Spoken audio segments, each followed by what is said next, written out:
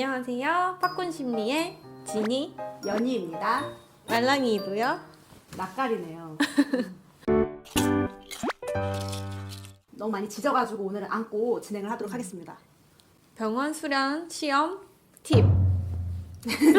AI가 얘기해주는 줄 알았어요. 병원 수련 지원할 때 공부하는 팁이나 각자의 노하우들을 좀 전수하는 시간을 가져볼까 해요. 옛날 기억에 의존해서 말씀드리는 거기는 한데 저는 2018년도에 병원 1년차로 들어갔었고 2017년도.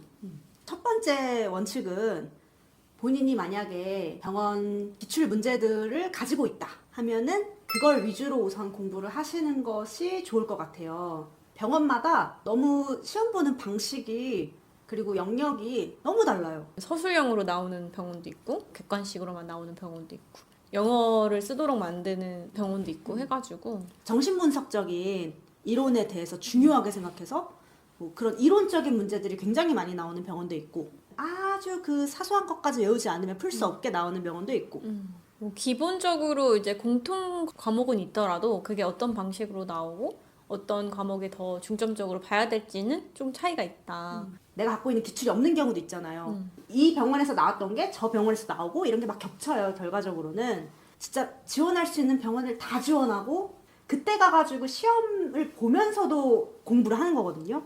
두 번째로 말씀드리고 싶은 거는 공부를 할 때 혼자 하는 게 더 잘 맞는 사람이 있고 같이 여럿이서 하는 게 더 잘 맞는 사람이 있을 거예요. 시험 준비하는 노하우가 다 각자 다르잖아요. 저는 그룹으로 하는 게 훨씬 잘 맞았어요. 저도요. 수련 시험을 준비하는 기간이 길지가 않단 말이에요.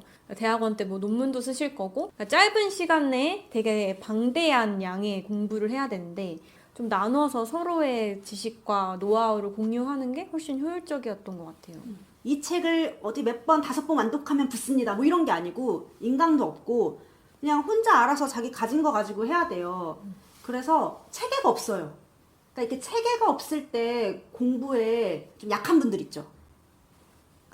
저도 MBTI P이신 분들 제 친구들을 꼭 사귀어서 그들을 꿀팁이에요. 꿀팁이죠. 꼭 그들을 스터디에 포함시켜야 합니다. 그럼 제이 친구들은요? 제 친구들은 뭐 코 깬 거죠, 비들한테.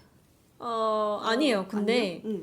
그러니까 병원 시험이 정말로 방법이 정해져 있는 게 아니기 때문에 다양한 방식으로 공부를 하는 게 맞거든요. 또 피들의 융통성과 근데 갑자기 왜 MBTI로 내용이 이렇게 뭐 만약에 동기가 없거나 스터디원을 내 주변에서 찾을 수 없다 하면은 어떻게 스터디원을 구할 수 있을지.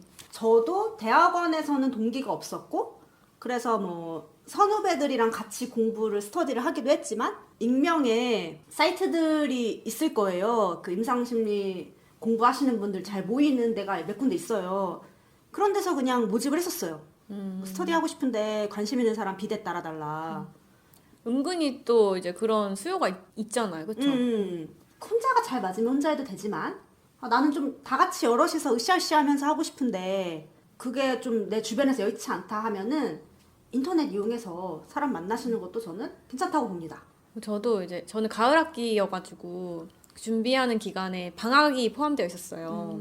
근데 그때 혼자 하면 망하는 것 같아요. 그러니까 어떻게든 스터디를 만들어서 이날까지는 여기를 정리를 하자, 뭐 이날까지는 여기 풀어오자 해가지고 해서 방학 때 뭔가 공부를 한 것 같거든요. 정신병리 영역은 누가 정리를 하고 제본에서 이렇게 나눠 가질 수 있는 책을 만들었어요. 저희 스터디 같은 경우는 시험이 급박했을 때 그 요약본만 딱딱딱 보면서 하면 훨씬 더 좋더라고요.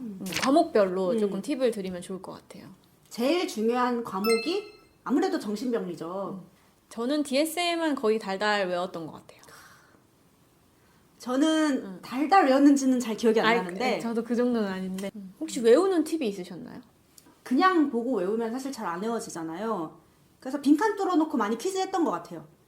실제로 그런 방식으로 출제하는 병원들이 꽤 있거든요. 맞아요. 그러니까 진단 기준이 쭈루룩 있는데 빈칸에 알맞은 걸 쓰라는데 이제 그 빈칸에 진단 기준의 개수인 경우도 있고 아니면 증상의 일부 중요한 단어인 경우도 있고 그리고 하나는 그거를 이제 영어로 물어보는 데도 많거든요.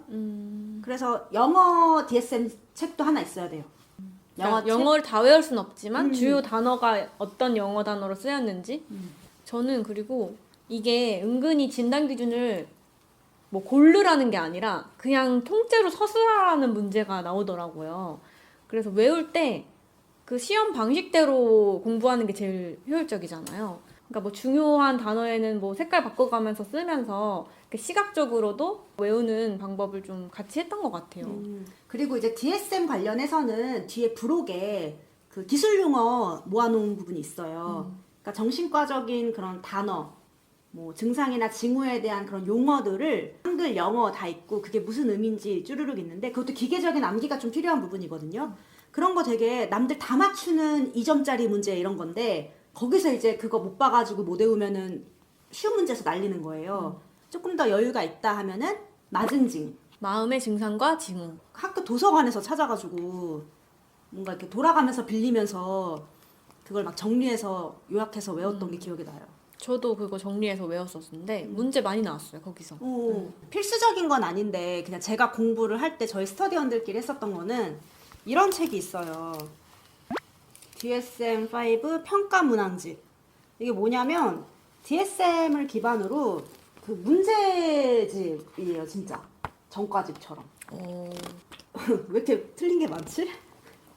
오답노트 만들어야겠는데요? 뭐 이런 거. 예를 들어서 DSM-4에서는 다축 진단 체계가 채택되었다. 다음 중 DSM-5에서 다축 체계를 가장 잘 설명한 것은? 진짜 딱 시험 문제 같죠? 근데 저 어떤 병원에서 이거랑 똑같은 문제 몇 개 나온 거 봤어요. 아, 여기서 좀 발췌를 하시나 보다. 문제 만드는 사람들 중에서 이런 거 좀 참고하는 분들 있을 것 같고 또 이게 좋은 점은 DSM을 그냥 달달 외웠을 때는 내가 이걸 아나 모르나를 잘 진단을 못 하잖아요. 근데 요걸 한번 할 때는 아 내가 이 개념을 그냥 좀 간과하고 흘려봤었네 그래서 헷갈렸네 싶은 것들이 좀 정리가 되고 또 이게 시험 형식이다 보니까 좀 이렇게 시험 문제 푸는데 더 익숙해지는 그 마음이 있죠. 뭔가 나 시험 문제 이렇게 풀었을 때 대충 얼마 맞네 막 이런 감도 생기고 그래서 여기에 그런 것도 많아요. 사례를 주고 이거는 무슨 장애로 진단하는 것이 적절하겠느냐. 사실 병원 시험 문제가 대체로 다 이런 것들이 많잖아요. 여기에는 이제 그리고 해설도 써 있으니까 저 책 되게 파는 사람 된 것 같긴 한데 한 가지 단점은 네. 되게 두껍다. 얼마지? 빨리 시작하셔야겠는데요? 그쵸, 예. 25,000원짜리였네요. 비쌌네. 진단 원칙이랑 기법에 대해서 좀 이렇게 한결 쉬워진 정신장애 진단 이런 책도 있거든요. 사실 이거는 병원 시험 준비할 때 필수는 아니기는 한데 뭐라도 좀 보고 싶잖아요. 시험 때 불안하니까. 여기서 진단 방법, 뭐 감별 진단, 뭐 동반 이환이란 무엇인가. 그러니까 문제가 이제 하나의 장애만 국한된 문제가 나면 좀 시시하고 재미없으니까 감별 진단 동반 이환에서 문제가 되게 많이 나오더라고요. 이런 게 중요해요. 약간 비슷해 보이는 겉으로 봤을 때 비슷해 보이는 증상인데 원인은 여러 가지일 수 있는 것들 있죠. 기억력 저하.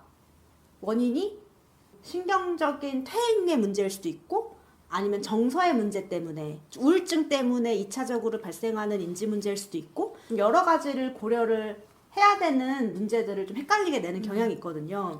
뭐 이렇게 정동이랑 어떤 정신증이 같이 있는데 이걸 또 어떻게 좀 진단을 감별할 수 있는지에 대한 문제들이 좀 까다롭게 나오기도 한 것 같고 그렇죠. 심리평가도 정신병리만큼 중요한 과목이에요. 병원에서 주로 많이 쓰이는 그런 심리 검사들에 대해서 시행 방법이나 이 검사의 목적이나 아니면 이 검사로 알 수 있는 정보들 해석 방법들 그런 것들을 얼마나 숙지하고 있는지를 알아보고 싶은 거죠. 사례 문제가 좀 많이 나왔던 것 같아요. MMPI 그래프랑 뭐 여러 가지 검사 수치들 준 다음에 어떤 장애 진단을 내릴 수 있고 어떤 장애들을 감별해야 되고 추가적으로 어떤 검사를 해보면 좋을까 이런 것까지 나온 것 같아요. 그러니까 뭐 PTSD 사례다 하면은 기본적으로 뭐 MMPI라든지 뭐 지능검사 이런 풀배터리 검사 결과가 주어지고 그럼 추가적으로 너가 검사를 더 해보고 싶으면은 어떤 자기보고식 검사나 어떤 대면 검사를 할 수 있겠니 뭐 이런 것까지 나왔던 것 같거든요. 근데 그게 대학원생 입장에서는 실제로 해보지 않았는데 생각하기가 좀 어려웠던 것 같아서 어려운 문제죠, 그런 거는. 사례가 중요하다고 하셨는데 저 참고할 만한 저희 바이블 같은 책이 하나 있죠. 사례로 읽는 임상심리학. 많이 이미 알고 계신 분들도 있을 텐데 이게 이제 각 장애별로 사례가 자세하게 나오고 심리검사 반응이 거기서 어떻게 나왔는지들이 좀 잘 나와 있어요. 요거는 스터디 같은 거 하면서 많이 보는 책이거든요. 맞아요. 보면서 아, 뭐 이렇게 해석을 할 수 있겠구나. 그런 정도 감을 잡는 데 도움이 됐던 것 같아요. 대학원 수업 들었을 때 어떤 심리평가 책들이면은 된다고 생각하거든요. 기본적으로. 근데 그걸 어느 정도 내가 이해하고 있는지는 다르니까.